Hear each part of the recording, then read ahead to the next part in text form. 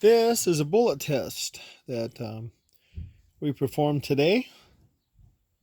And what we did with these bullets is we filled a bucket like this up with, this is chicken laying mash. Chick starter would be the same. We filled it to about here. Then we put in a big piece of this tile, which is 3/8 inch tile, on top of it, a big square. And then we put this soaked 1-inch particle board on top of the tile. And then we went ahead and put some more chicken laying scratch, or not scratch, it's laying mash on top of that, and we put the lid on it. And the reason we did it that way instead of putting it on the outside, the particle board and the tile, is because if on the outside it went through, it would start to expand, it would blow a big hole in the plastic. But this way, when you put the lid on, it just makes a little hole and seals up, and then all the damage is done on the outside. So this is a Nosler partition. What I really kind of wanted to get a feeling. We know how the Nosler partition performs. It's kind of like the standard, and what everything else is judged by. But these Sierra Pro Hunter, which if you look at a Sierra Pro Hunter next to a Nosler partition, they look a lot alike. But this is a cup and core bullet, and this isn't. This is a H frame. This is lead on the bottom and then a partition and lead on top. But I wanted to see Sierra 180 grain Sierra bowtails have killed a lot of deer, and they've worked really, really well. And it was a bullet of my dad's choice behind 4831 back in the day. This, I tested them, but I really didn't like they weren't as accurate as I thought they should be. The Sierra bowtails, but these I thought were kind of interesting because the way I understand it is they're using a thicker jacket on it, and I think they're using a harder lead. But anyway, this is how this performed, which was, I thought was pretty good. The Nosler partition retained 59.9%, and the Sierra flat bases retained 48%. I mean, this is really impressive. This is an impressive bullet. Now, this is kind of what we were working with. It's a 190 grain Nosler Accubon long range, and I wanted to see if I could get these two. These would be my standard in the 300 Win Mag. And I got these at both of them about 3,000 feet per second. I did get some really hot loads in a couple of 180 grains up to 32 plus feet per second. But I just wanted to use the 4831 powder. It's an extreme powder. I wanted the consistency that it gave, and I wanted to see if I could get these two bullets shooting together out to 350, 400 yards. And that's one thing also that we worked on today. So the Accubon's a bonded bullet, and it retained 38% of its weight.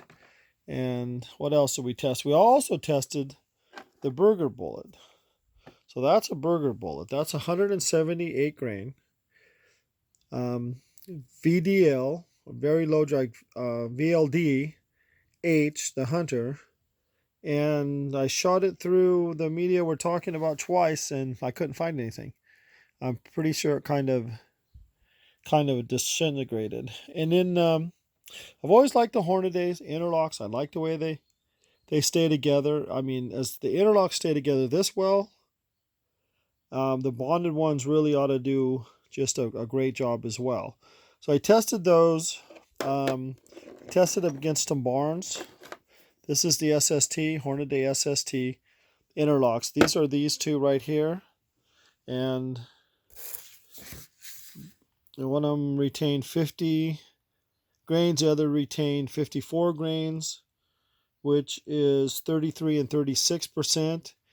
This bullet right there on the right, that's the Barnes XXX. We tested 2 of those, one here and one here, and I will admit they performed well. They, they had great penetration, and they retained 79%. I mean, I counted this one as long with it. 79% and 56%. The problem with the Barnes, if they work, they work. But there's a few reports of them not opening and just going all the way through. And I guess that still gets the job done. I've shot a few deer with them, and I think they work okay. The problem is when they go all the way through and you don't get a quick, clean kill, you don't know if it was the bullet performance that didn't work or just because it acted more like a solid, or, so they tend not to be my favorite. But if you live in California, that may be what you're going to have to use. So we tested that. That was a test. I don't know. I kind of wanted to, I figured that if I used a plastic lid and then I used this particle board, this would be kind of representing the muscle and the hide and, the sinew, and then this might represent if it hit a bone. So this kind of represented a bone, and then, this kind of represented the rest of it. Something you could duplicate in if you wanted to.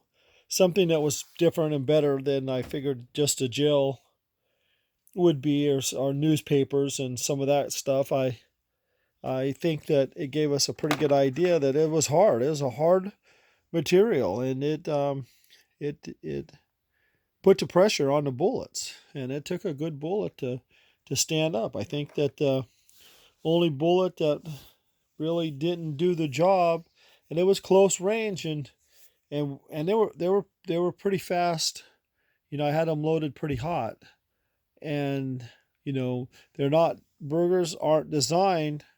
They're designed for long range. They're designed to, penetrate at long range and open up and come apart, and people love them for that.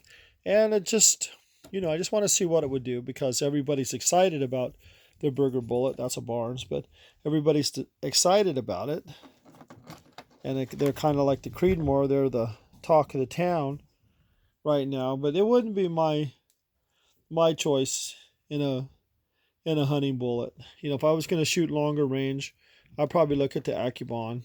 I was pretty impressed with the Sierra. I wouldn't be afraid to shoot anything with this particular Sierra. I think it probably is better than the Sierra Boat Tail.